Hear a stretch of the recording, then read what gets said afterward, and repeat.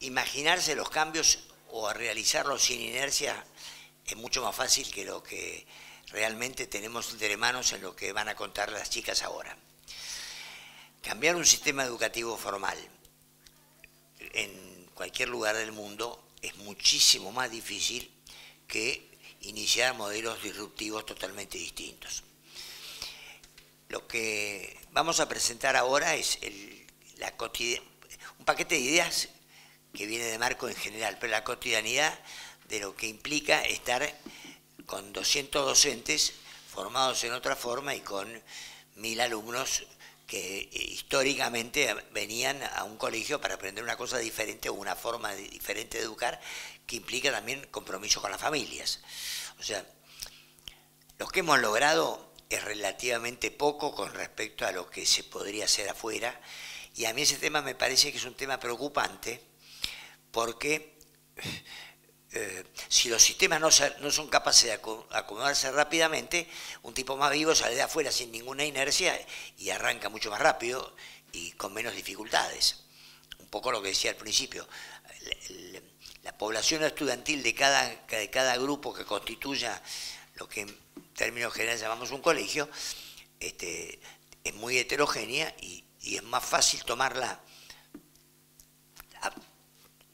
percibiendo cuál es la necesidad de ellos que bajando línea en el modelo. Bueno, acá tenemos dos temas que vamos a tocar en forma conjunta, lo van a tomar, que son la licenciada Jimena Basta, gracias Jimena, licenciada en psicopedagogía, tiene experiencia docente en nivel primario y en orientación psicopedagógica en nivel inicial y en terapia de niños con dificultades de aprendizaje. Tiene un posgrado en neuropsicología infantil y en el colegio es facilitadora del aprender a aprender. Digo la verdad, y el que quiera colaborar con nosotros, encantado, y el que quiera criticar, mucho mejor. Es difícil explicar, por lo menos para mí es casi incomprensible, explicar lo que es el aprender a aprender en la cuestión fáctica del colegio tradicional, de la escuela tradicional. Las dos van a preparar un poco, primero un poco la teoría de este marco y segundo la dificultad y las experiencias que Andy tiene con la escuela primaria del Belgrano. Leí lo de Andy, me falta lo de Andrea. Andrea es licenciada en sistemas de la Universidad de Palermo, de Belgrano, con diploma de honor. Es magíster en tecnología aplicadas a la educación, en un curso de posgrado en España, y tiene la Fundación Carolina para estas experiencias. Y es la directora de la escuela primaria en el Belgrano Day School. Dale, bueno, Andrea. Gracias, doctor, por la presentación. En nombre de Jimena y mío, le agradecemos mucho este espacio y gracias a los que aún después de las 4 están acá todavía acompañándonos y escuchando. Muchas gracias. La idea de contarles un poco lo que el doctor presentó no es entrar en detalles metodológicos, sino más bien acercarlos a algunas de las ideas que hemos recibido a lo largo del tiempo del doctor y cómo las fuimos tratando de traducir a una realidad escolar. En mi caso, los últimos años, específicamente en primaria, pero en realidad son ideas que cada uno en el nivel que se desempeñe puede perfectamente ir traduciendo, moldeando y adaptando en función de la tarea profesional que le toca. Bien, este panorama que nos dejaron los expositores anteriores nos paran a los educadores un poco como este nadador. Y acá voy a utilizar una frase del doctor Barcia. Él, cuando se refiere a la tecnología y a los desafíos del siglo XXI, dice una frase que me gusta mucho porque lo pone en extremos y creo que interpela. Habla de ni apocalípticos ni integrados. Y usa el doble significado de integrados en el sentido del chip, los chips integrados, ¿sí? De los que están constituidos todas las computadoras. ¿Y qué es lo que dice? Que prefiere educadores como este nadador, moviéndose en su medio, conociendo cuál es su ecosistema y braceando con fuerza, pero ni siendo arrastrado por la tecnología, ni tampoco omitiéndola. Ni arrastrado, él dice, como piedras en el río, pero ni tampoco parados en la orilla y viéndola pasar, sino metidos en el agua y haciendo lo que sabemos hacer.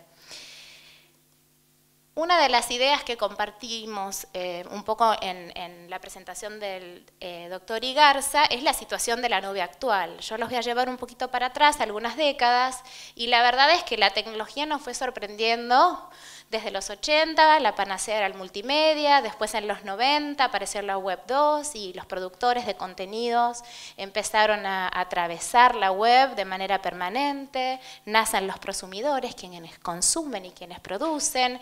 En el 2000, nuevamente la conectividad ubicua, el boom de la conexión desde los teléfonos celulares. Ahora nos hablan de la web semántica, la web 3.0, una web que promete llevarnos de la información al conocimiento, a la sabiduría, como nos decía Silvina. La única realidad es que la web va a seguir estando, va a ir cambiando su fisonomía, su profundidad, su rapidez, pero es un poco incierto en realidad hacia dónde nos va a ir llevando cuando lo vinculamos con aprendizaje. Sabemos que está, sabemos que va a ir creciendo, pero no tenemos mucha idea de qué manera va a impactar esto, que es cuando entramos en contacto con el mundo, cuando entramos a aprender. Y en esto me parece que el siglo XXI es significativamente diferente a los anteriores. No porque tengamos tecnologías más rápidas ni más potentes, sino porque nos cambian nuestra manera de vincularnos con los objetos que nos rodean y entre nosotros. Si tomamos el pensamiento de Marshall McLuhan, él ya hablaba de un vínculo casi simbiótico, decía, entre medio y mensaje, entre el hombre y sus herramientas. Estos chicos que tenemos hoy en la escuela, algunos los llaman nativos digitales, otros los llaman The Net Generation porque nacieron con la red, otros millennials, ¿sí? De los 2000 para esta época. Homo sapiens, jugando, ¿no? Un poquito con la palabra, del zapping, del estar aquí y allá al mismo tiempo. En realidad, me gusta la idea que nos dejó el doctor Ibarza cuando él habla de multiplicidad de tareas en ranuras, ¿no? Como que este zapping a ellos les permite generar información a partir de la fragmentación.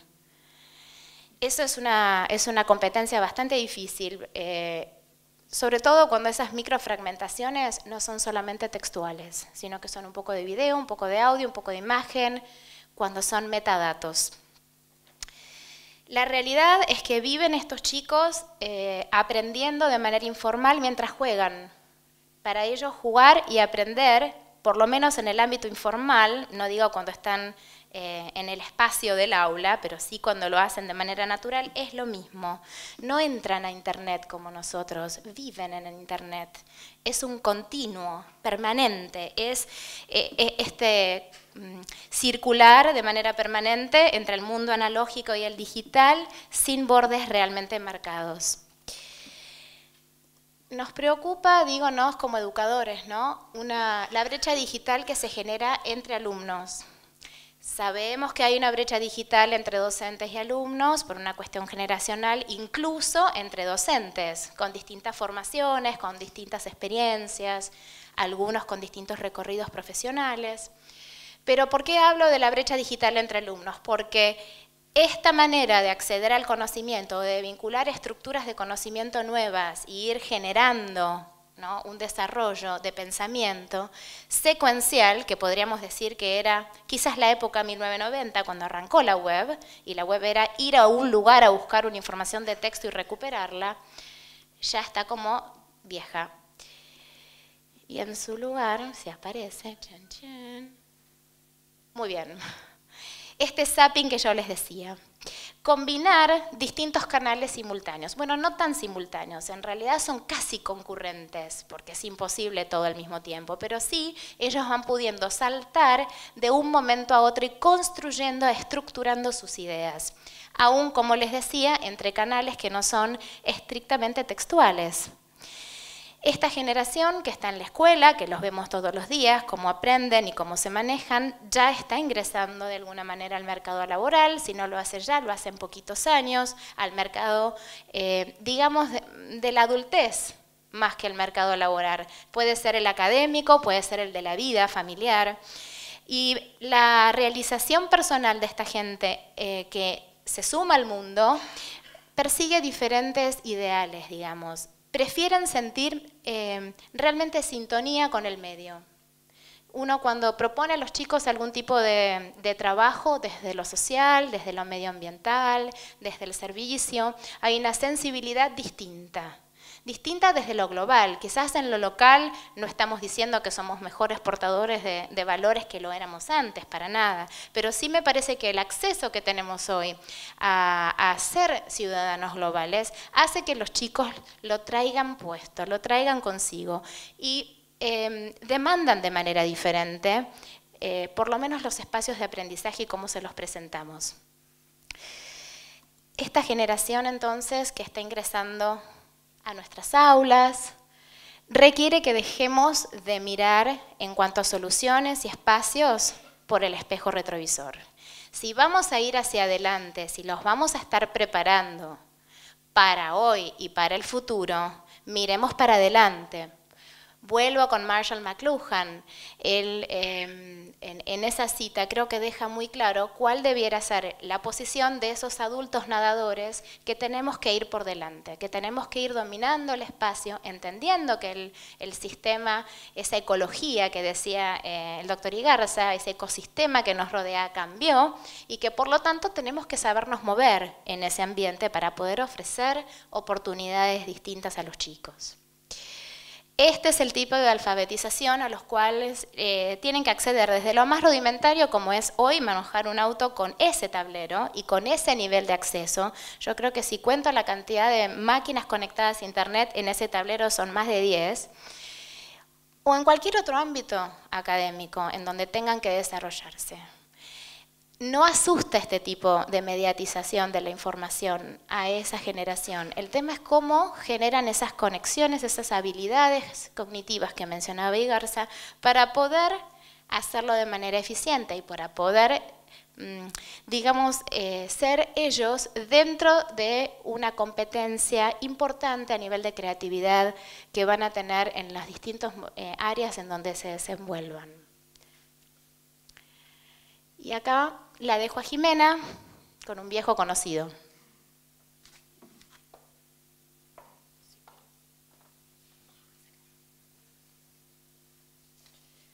Bueno, como decía el doctor, voy a retomarlo desde lo personal para decir que realmente es un desafío pensar cómo traducir esta idea que a él le gusta resumir en esta frase de Bertrand Russell a la práctica, ¿no? En mi práctica como psicopedagoga yo me empecé a hacer cada vez más preguntas y cuestionamientos acerca de qué hace la escuela con respecto a la singularidad de las personas y qué papel tienen las nuevas tecnologías en esto.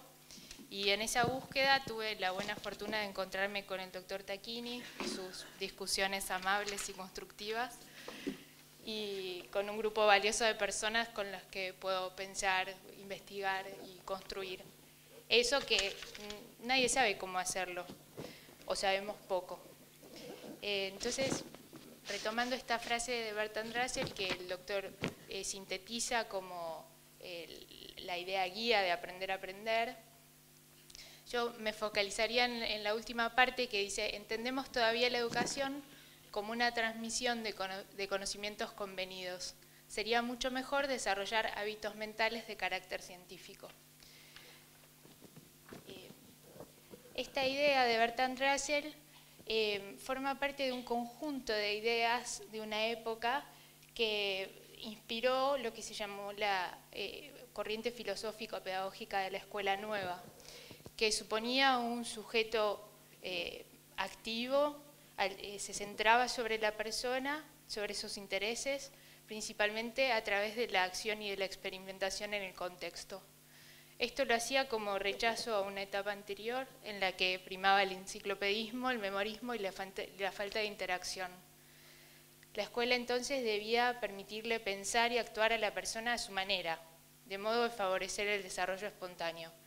Y en ese contexto el maestro pasa a ser un facilitador o un guía. Decimos entonces que esta teoría pedagógica se centraba en la persona.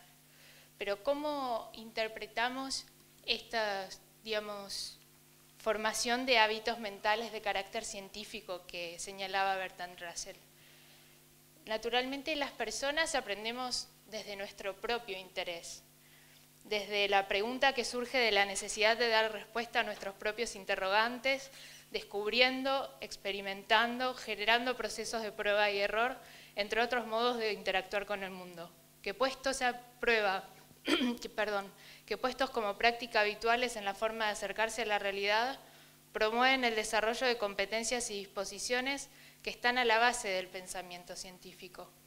Quiere decir que el niño espontáneamente es un pequeño científico. Y si nosotros promovemos todos estos procesos de pensamiento, promovemos el pensamiento científico del que hablaba Bertrand Russell.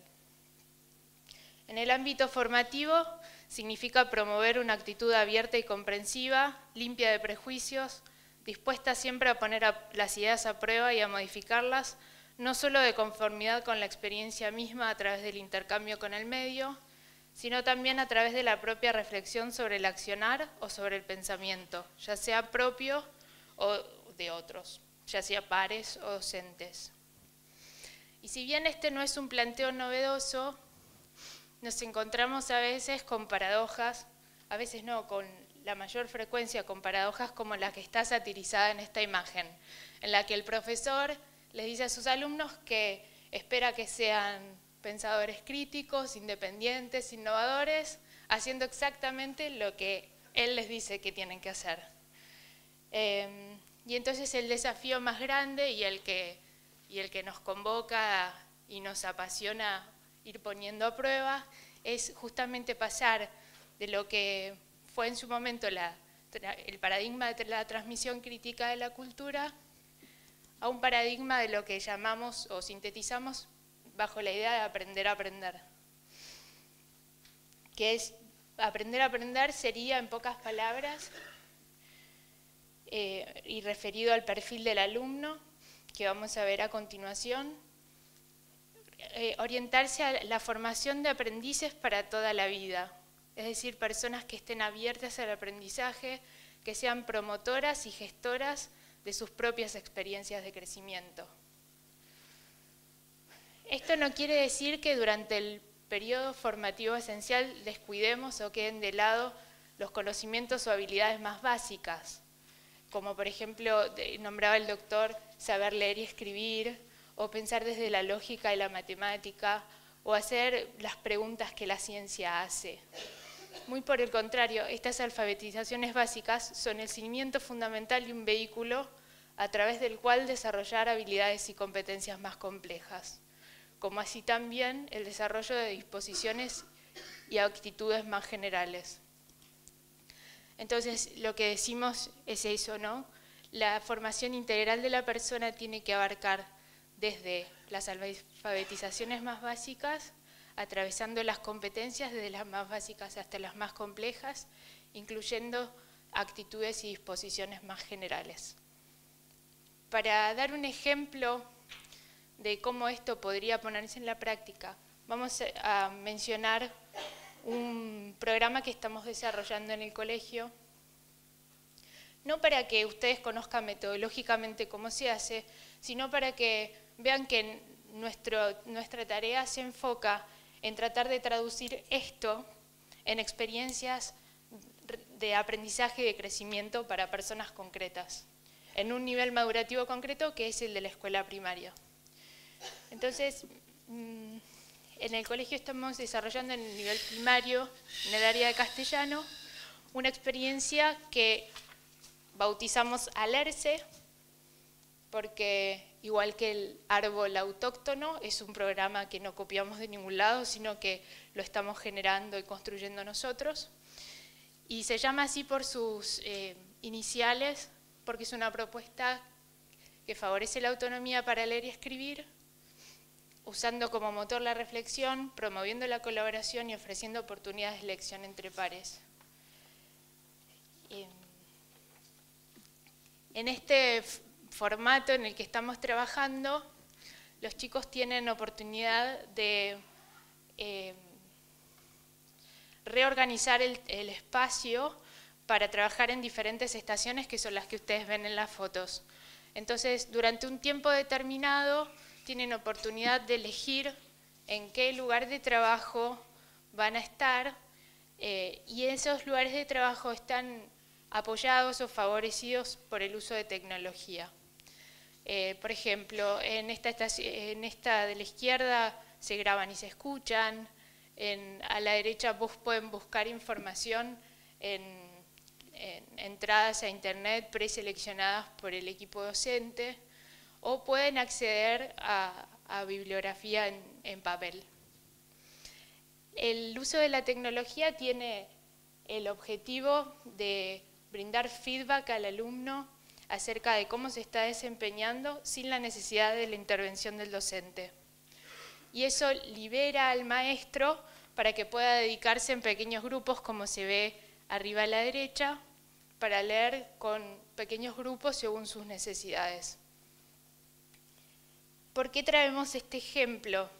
No nos interesa que ustedes conozcan exactamente qué hacen los chicos en cada estación o cómo lo preparamos.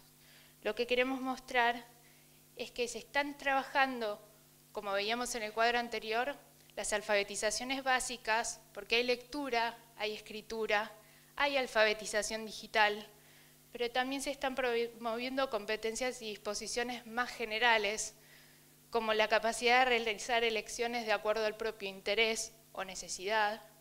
Se está promoviendo también la capacidad de trabajar colaborativamente, de autorregular el tiempo de la actividad, de reflexionar acerca de las dificultades que se presentan y cómo resolverlas en forma autónoma. De esta manera se ve que se puede trabajar sobre la alfabetización básica, sobre las competencias y sobre las actitudes más generales al mismo tiempo y en niños pequeños. Esta pregunta que nos hace el doctor siempre acerca de cómo formar personas autónomas para el aprendizaje, nos lleva siempre a preguntarnos, ¿autonomía para qué? ¿Por qué queremos que estos jóvenes y niños sean autónomos? De la breve descripción que realizamos recién acerca de la generación de los millennials, vemos que se refiere a un perfil de persona que, como dice el doctor Miguel Petit en el personalismo ignaciano, inevitablemente se remite a una visión ideal del hombre propia de esta época.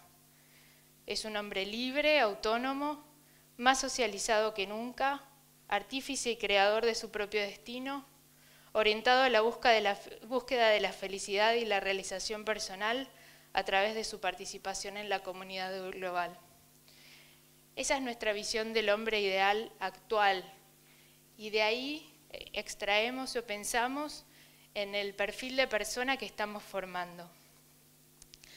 De esa manera podemos pensar que nuestro alumno, el que estamos formando, es una persona que necesitamos que esté formada en todas sus dimensiones, según su nivel madurativo, que sea artífice de su propio destino a través del aprendizaje permanente y de su capacidad creadora, portadora de valores, orientada a la búsqueda de la realización personal a través de su participación y contribución como ciudadano del mundo. Y ahora vamos a ir diciendo partes de esta definición y ejemplos de cómo en el nivel primario se va implementando. En primer lugar, decimos que está formado en todas sus dimensiones, porque nos encontramos en un contexto en el que la formación se tiende a reducir a su aspecto intelectual, y los aspectos físicos, afectivos, sociales y espirituales deben integrarse para dar lugar a una persona que sea capaz de realizar su proyecto de vida.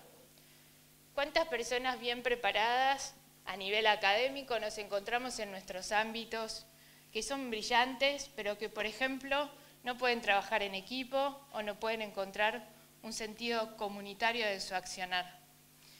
Entonces, como ejemplo de implementación en el colegio. Sí, Jimé. Me gustaría contarles que trabajamos el desarrollo emocional y social de nuestros alumnos como un abordaje sistematizado, sostenido, progresivo, de la misma manera que se aborda el programa académico. Partimos que este desarrollo en sí tiene relevancia porque fomenta justamente la capacidad de aprender a aprender. Permite alcanzar una educación integral de la persona. Está pensado para que el desarrollo del alumno se ponga en marcha, pero también el del docente, el de cada integrante de la institución educativa. Es amplio, nos permite crear ambientes de bienestar y armonía. Consideramos espacios de reflexión, de formación y ambientales que favorezcan justamente este propósito. Se crea un espacio para afianzar el espacio formal y declarado, para que la palabra tenga su lugar principal y se genere un espacio de intercambio y conocimiento mutuo. Mutuo quiere decir entre alumnos y padres, entre alumnos y docentes. Es así como fuimos construyendo este espacio conjunto entre docentes, dentro del aula, fuera del aula, con el fin de modelar intervenciones y desarrollar una buena escucha de los niños, de los emergentes que planteaban. Esta generación tiene cosas para decir, hay que escucharla.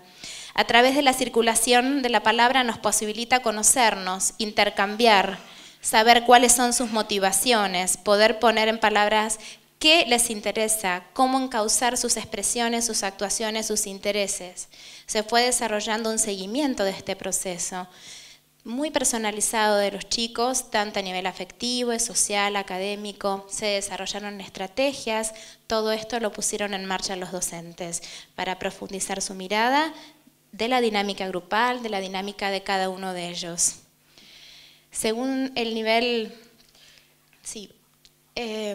según las competencias y el nivel madurativo de los chicos, pensamos qué significa esto, ¿no? Cómo lo podemos ir acompañando. Y como les decía al principio, a cada uno de nosotros nos toca en algún momento del desarrollo, pero cada parte de la escuela piensa, repiensa, reflexiona y pone en práctica aquellas estrategias que necesita para abordar el estadio de nuestros alumnos. Y con respecto al nivel madurativo, como seres humanos en formación, la capacidad de autorregularse y autodirigirse crece progresivamente al ritmo del crecimiento madurativo.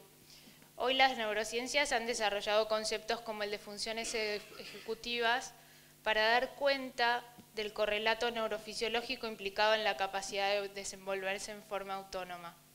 Sabemos, por ejemplo, que este sustrato posibilita la capacidad de autorregularse y actuar propositivamente y no termina de madurar hasta pasada la segunda década de la vida.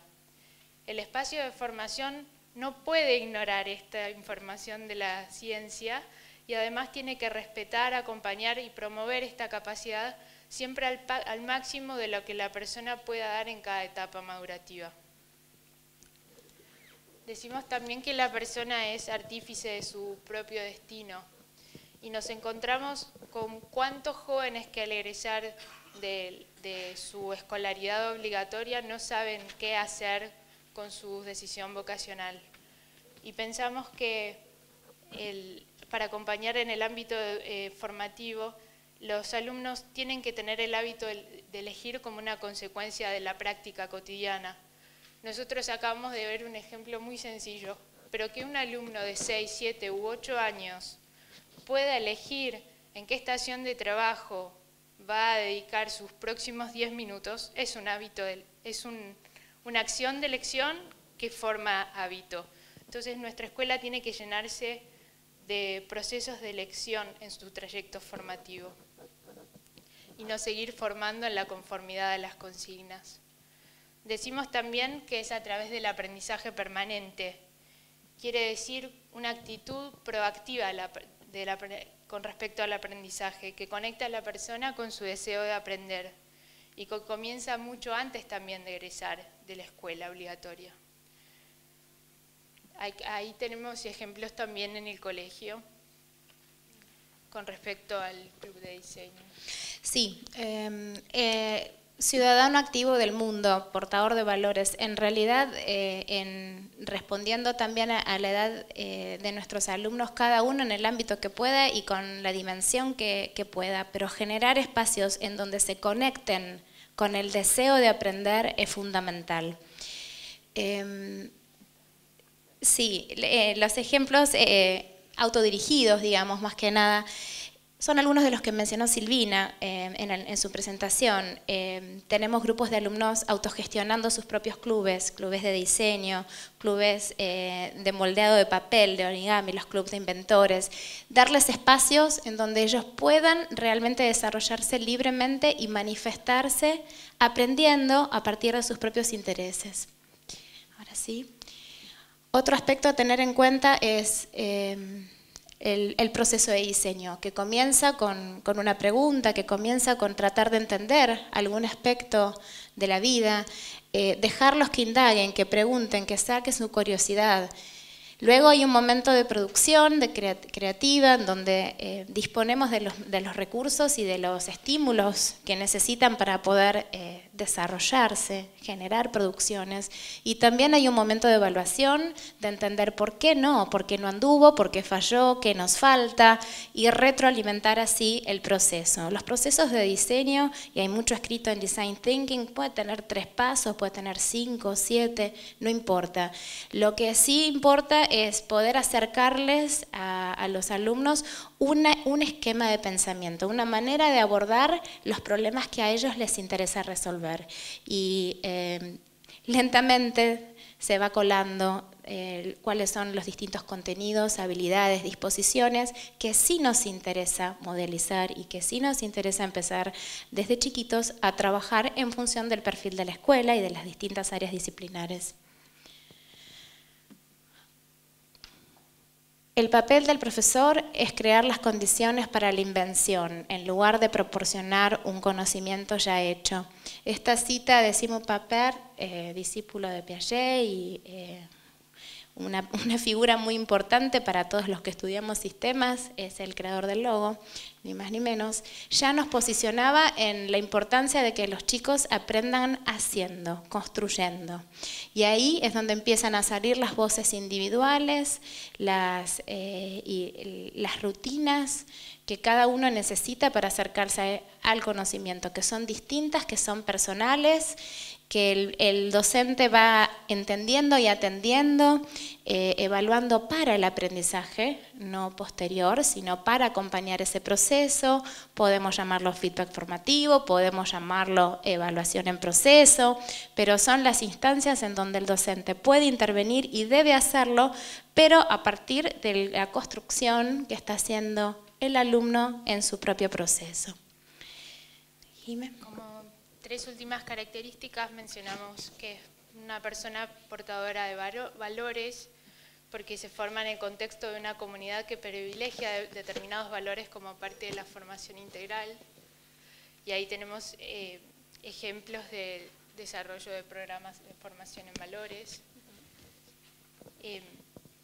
El área de desarrollo de formación en valores y servicios son instancias importantes en donde los chicos ponen en actividad no solamente sus propias iniciativas, sino la mirada empática con el otro.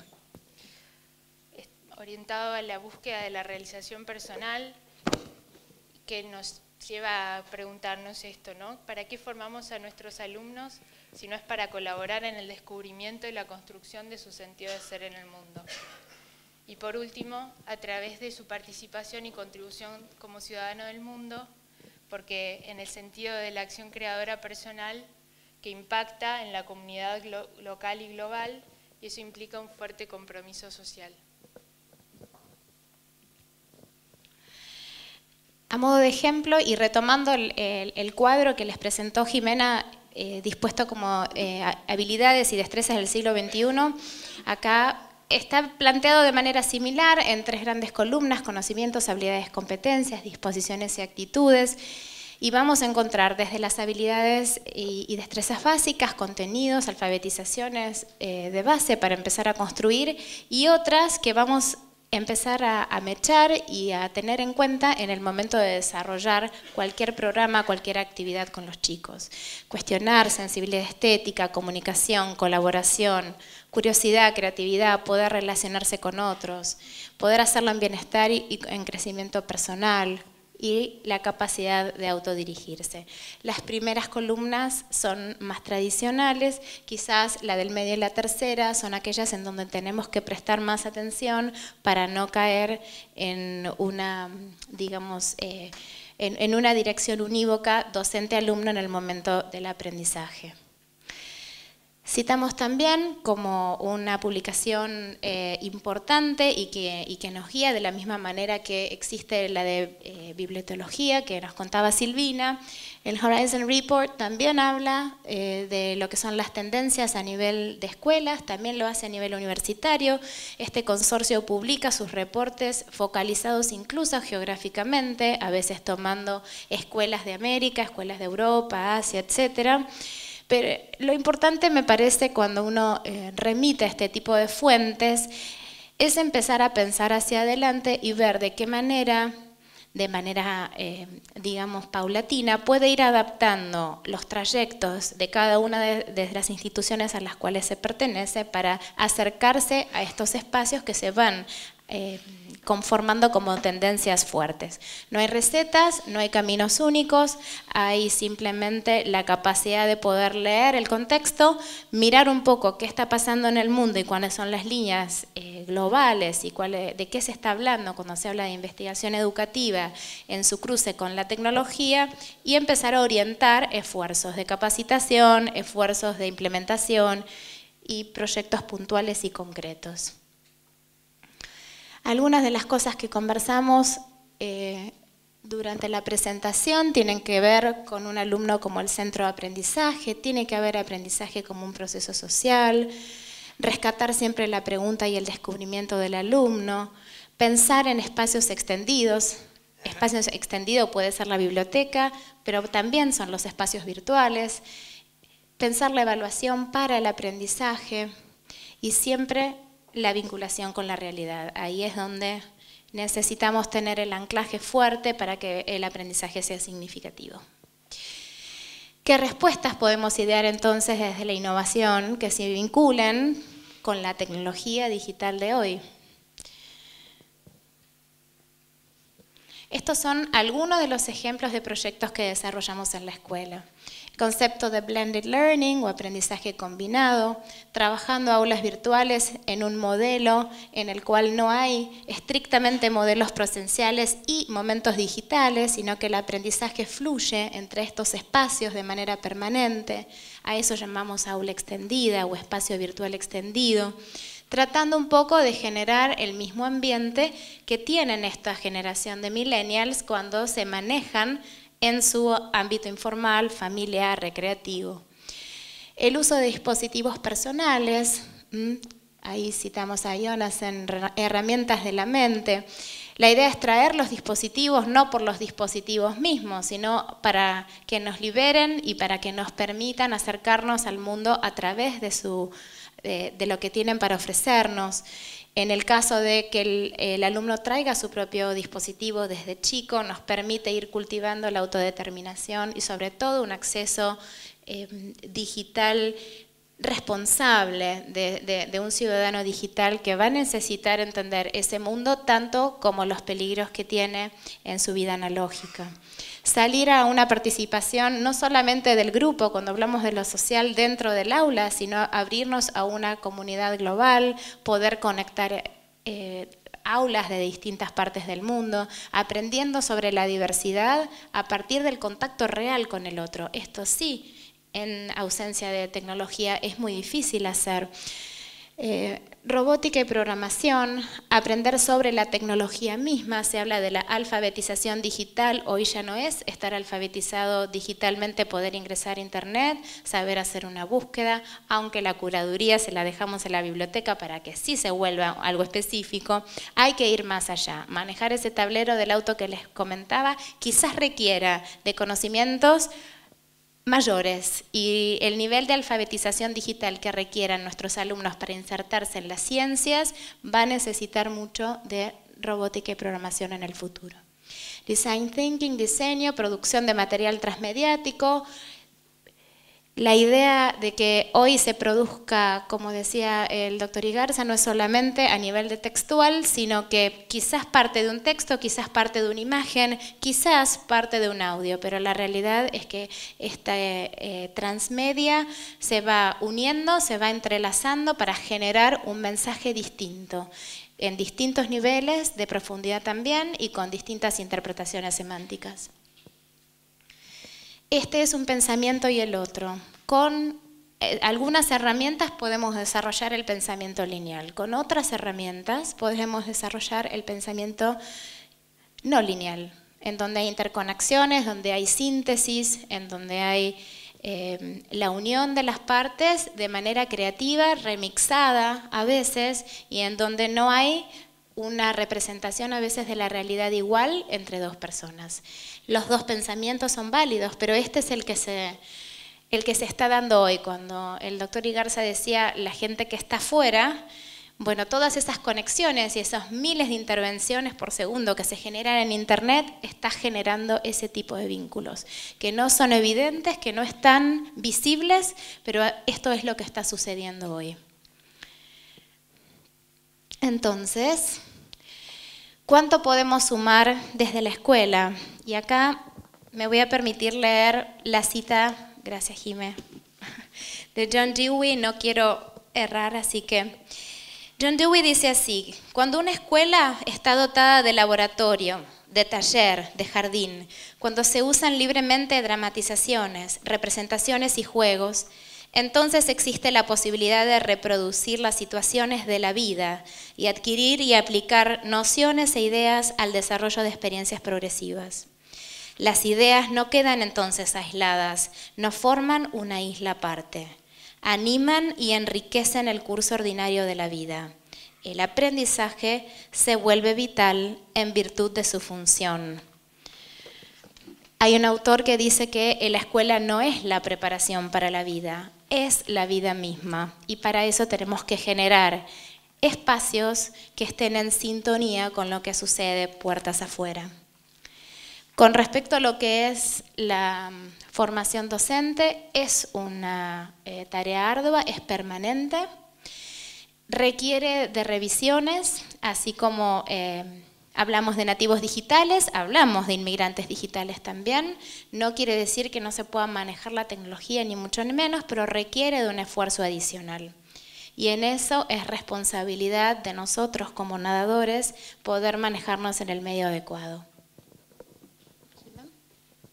Solo para cerrar, volver a la idea, para reforzarla de que este cambio educativo supone dejar atrás la transmisión crítica de la cultura para dar lugar a un rol de maestro que favorezca lo que se llama aprender a aprender y el desarrollo de la autonomía. Y como eso, y Andy lo mencionaba recién y el doctor lo dijo al comienzo, un desafío de nuestro medio y de nuestra época en general es la formación de docentes que estén a la altura para poder responder a esta necesidad. Y en ese sentido, necesariamente se tiene que producir un proceso de revisión de los planes y de las estructuras que forman a los futuros educadores. Gracias. Gracias. Gracias.